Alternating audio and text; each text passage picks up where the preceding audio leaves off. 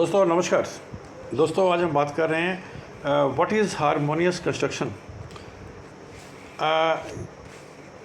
It is based upon cardinal principle that every law has been formulated with a special purpose.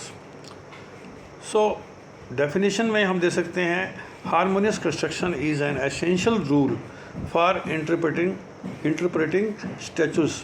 The principle states that when there is a conflict between two or more statutes, we should explain them in such a way which harmonies them.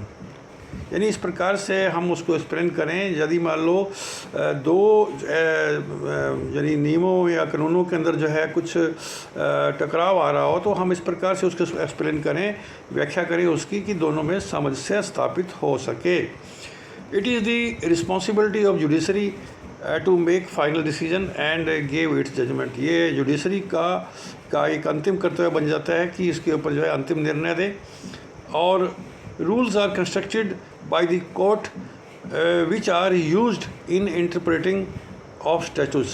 कहता है कि जो rules होते हैं वो court के द्वारा construct किए जाते हैं, है ना, स्थापित किए जाते हैं। which are used जो इस्तेमाल किए जाते हैं in interpretation of statutes जो कि नियमों की व्याख्या के अंदर जो है इस्तेमाल किए जाते हैं।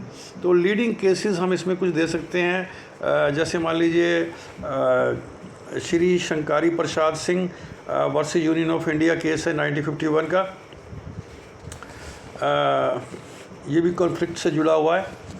और इसी तरह से चलो मैं इसको पढ़ देता हूँ।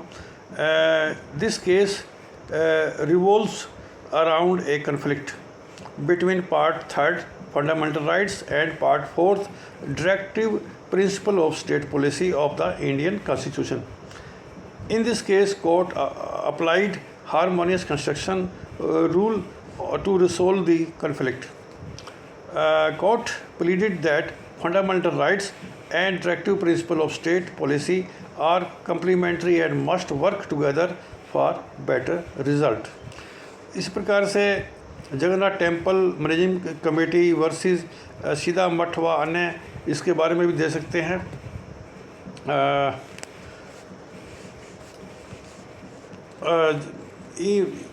यानी इसमें इस केस में क्या था कि ये 2015 केस है। There was a conflict court held that when two laws are in absolute conflict, the limitation imposed by the legislator must be examined. Supreme Court held that principle of generalia specialibus non-detergent means special law is given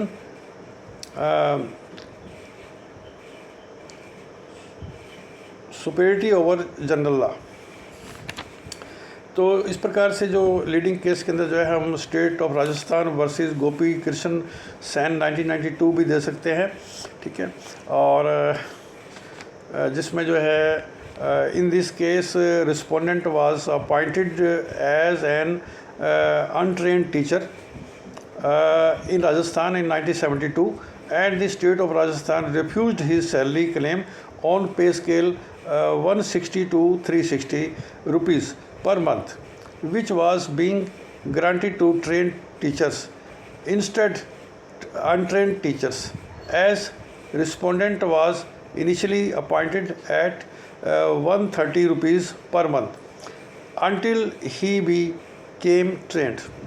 High Court held that fixing salary 130 rupees per month is a discrimination and so the respondent must be provided higher rate from 1972 to 1982, keeping in view harmonious construction.